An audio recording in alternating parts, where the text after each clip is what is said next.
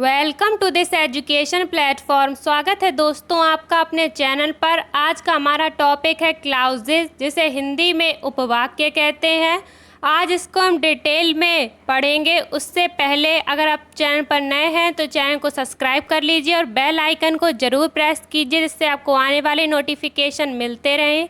Video अच्छी लगे तो वीडियो को लाइक ज़रूर करें और ज़्यादा से ज़्यादा लोगों में शेयर करें, जिससे सभी को इसका बेनिफिट मिल सके। तो चलिए स्टार्ट करते हैं। आज का हमारा टॉपिक है क्लाउज, जिसे हिंदी में उपवाक्य कहते हैं। तो जानते हैं कि क्लाउज क्या होता है।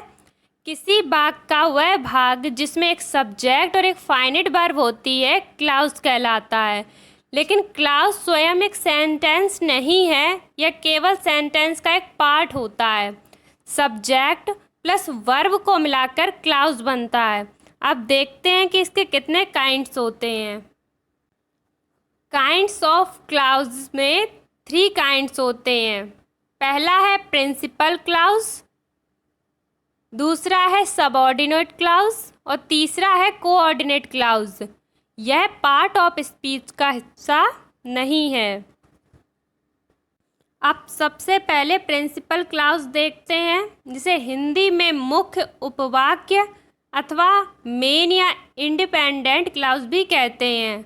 जो क्लाउज अपना पूर्ण अर्थ रखता है और किसी और पर आश्रित नहीं रहता है, उसे हम प्रिंसिपल क्लाउज कहते हैं। प्रिंसिपल क्लाउज अपना पूर्ण अर्थ रखता है और किसी अन्य क्लाउज पर डिपेंड नहीं रहता है, इसलिए इसे इंडिपेंडेंट क्लाउज भी कहते हैं।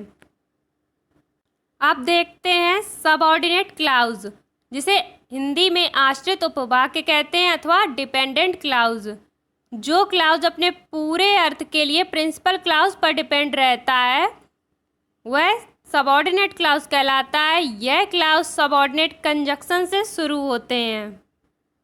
अब हम देखते हैं कौन कौन से सबऑर्डिनेट कंजक्शन होते हैं जिनसे ये शुरू होते हैं। सबऑर्डिनेट क्लाउजेज ज़्यादातर as, because, since, before, till, though, unless, why, what, whom, then, who, as, soon as, whose, इन सभी से शुरू होते हैं। अब नेक्स्ट देखते हैं कोऑर्डिनेट क्लाउज को। कोऑर्डिनेट क्लाउज को हिंदी में समान पदी उपवाक्य कहते हैं। यह एक सेंटेंस का भाग होते हुए भी अपने अर्थ के लिए किसी और क्लाउज पर आश्रित नहीं होता है। कोऑर्डिनेट क्लाउज एक रैंक या फिर ऑर्डर की क्लाउज होती है। कोऑर्डिनेट कंजक्शन से जुड़े क्लाउज को कोऑर्डिनेट क्लाउज कहा जाता है। इसका संबंध प्रिंसिपल और सबऑर्डिनेट क्लाउज दोनों से हो सकता है। 2 या 2 से अधिक प्रिंसिपल या सबऑर्डिनेट क्लाउज कोऑर्डिनेट कंजक्शन से जोड़े जा सकते हैं, जैसे and, but, as, well as, yet, और, still, so, not only, but also, only, neither nor या आइदर और, इन सभी से जोड़े जा सकते हैं। अब इसके एग्जाम्पल से समझते हैं इसे। जैसे I met the man who came yesterday. इसमें I met the man principal clause है और who came yesterday subordinate clause है। अगर कोई सबऑर्डिनेट कंजक्शन से जुड़ा होता है तो वह सबऑर्डिनेट क्लाउज होगा। अगर कोऑर्डिनेट कंजक्शन से जुड़ा होगा तो वो कोऑर्डिनेट क्लाउज कहलाएगा। अब हम सीखते हैं सबऑर्डिनेट क्लाउज के kinds. Noun clause, adjective clause और एडवर्ब क्लाउज। आज इन्हीं तीनों को हम डिटेल से समझेंगे। तो सबसे पहले देखते हैं नाउन क्लाउज को। नाउन क्लाउज जो सबऑर्डिनेट क्लाउज सेंटेंस में नाउन का कार्य करती है, नाउन क्लाउज कहलाती है। नाउन क्लाउज को पहचानने के लिए मेन वर्ब में अगर हम व्हाट, क्या का प्रश्न करने पर हमें जो उत्तर मिलेगा वह नाउन क्लाउज होगा। तो इसी तरीके से हम इसे पहचानेंगे। हम मेन वर्ब से पूछेंगे क्या, अगर हम उससे क्या प्रश्न करते हैं तो उत्तर में हमें जो मिलेगा वह नाउन क्लाउज होगा। अब हम देखते हैं सबऑर्डिनेट क्लाउज को प्रिंसिपल क्लाउज से जोड़ने वाले शब्द कौन कौन से होते हैं। चलिए देखते हैं। ये होते हैं दैट, की, हु जिसका मीन्स होता है कौन, हुज जिसका मीन्स होता है किसका, वॉट जिसका मीन्स होता है क्या, वाई जिसका मीन्स होता है क्यों, व्हेन जिसका मीन्स होता है कब, हाउ जिसका मीन्स होता है कैसे, और वेयर जिसका मीन्स होता है कहाँ। इनमें का से शुरू होंगे ज़्यादातर, और यही वो शब्द हैं जो सबऑर्डिनेट नाउन क्लॉज को प्रिंसिपल क्लॉज से जोड़े जाते हैं। अब हम देखते हैं एडजेक्टिव क्लॉज क्या होता है।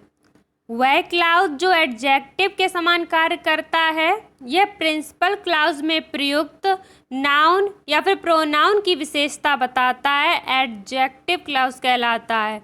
एडजेक्टिव क्लॉज हमेशा किसी रिलेटिव प्रोनाउन से या रिलेटिव एडवर्ब से प्रारंभ होता है। तो देखते हैं कि रिलेटिव प्रोनाउन और रिलेटिव एडवर्ब क्या होते हैं।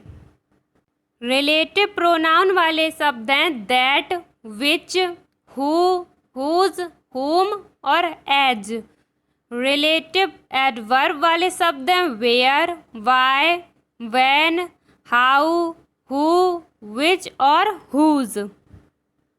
अब हम जानते हैं कि हु का, हुम का और विच का प्रयोग किस लिए किया जाता है।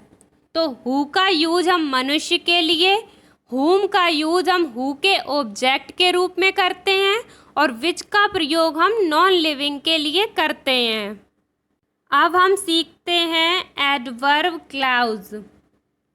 यह प्रिंसिपल क्लॉज में प्रयुक्त वर्ब, एडजेक्टिव एवं एडवर्ब को क्वालिफाई या उसकी विशेषता बताता है तथा एडवर्ब के समान कार्य करता है। एडवर्ब क्लॉज का प्रयोग कब किया जाता है? जब दो टेंस में दिए गए स्टेटमेंट्स में आपस में समय, स्थान, तुलना या विरोधाभास का संबंध होता है तो हम एडवर्ब क्लॉज का प्रयोग करते हैं किसी भी सेंटेंस में। जब हमें स्थान, समय और तुलना या विरोधाभास का संबंध दिखे तब। अब हम सीखते हैं इसके काइंड्स। सबसे पहले देखते हैं adverb clause of time. Sentence में अगर समय की ओर संकेत किया गया हो तो वह एडवर्ब क्लॉज ऑफ टाइम होता है। यह निम्न सबऑर्डिनेट कंजक्शन से आरंभ होता है। वो है when, while, until, till, after, as, then, before, etc। अब हम देखते हैं adverb clause of place.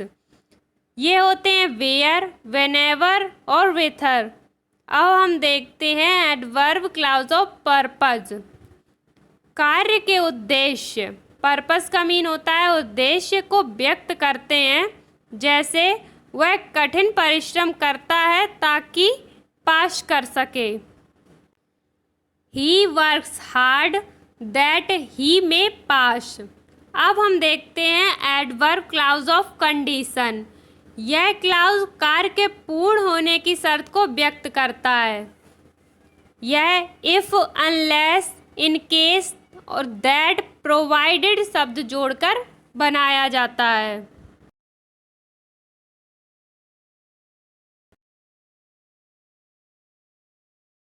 Adverb of contrast. Contrast का मीन होता है विरोध। यह though, although, however, not, no matter, even if इन सभी शब्दों से बनाया जाता है। एग्जाम्पल है यद्यपि वे धनी तथापि तो भी वह कंजूस हैं। दो या although he is rich he is miser. इसमें दो और although he is rich subordinate clause है या एडवर्ब क्लॉज है और he is miser principal clause है।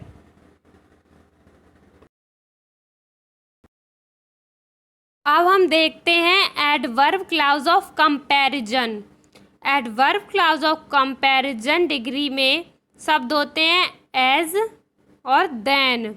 एग्जाम्पल है उसका she is not taller than her sister.